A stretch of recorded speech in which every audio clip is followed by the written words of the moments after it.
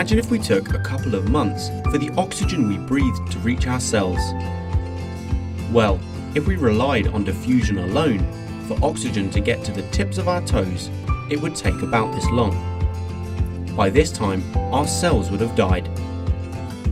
This is why large multicellular organisms like plants and animals have evolved specialised exchange surfaces like lungs, gills, digestive systems and roots, along with specialised transport systems like the xylem and phloem and the circulatory system. These systems help us exchange gases and nutrients with the environment and transport them to where they are needed within the body. In small organisms like bacteria, oxygen and nutrients can easily be transported into and around the organism by diffusion.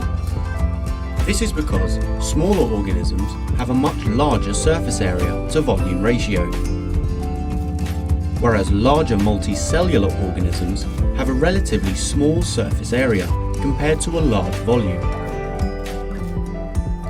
To get around the small surface area to volume ratio, large organisms have evolved exchange surfaces with large surface areas. For example, the lungs in mammals are highly branched, with air sacs called alveoli on the end of each branch. This increases the surface area and helps to increase the amount of space available for diffusion at any given time. You can watch this video about diffusion.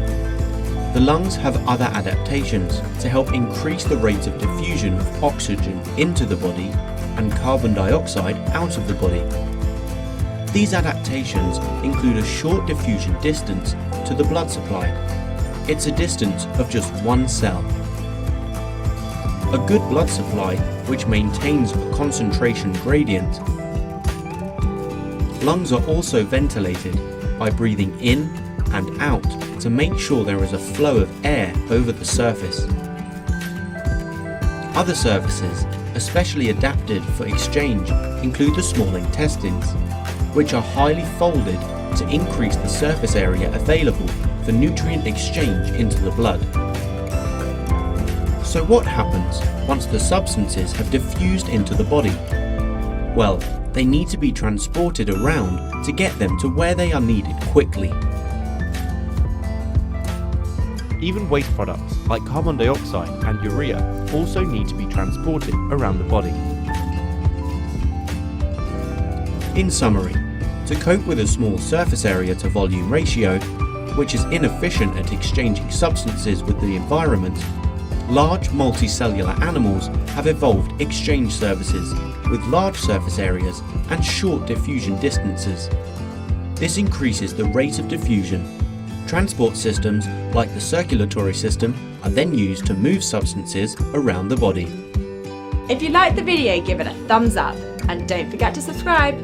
Comment below if you have any questions. Why not check out our AddyESchool app as well? Until next time.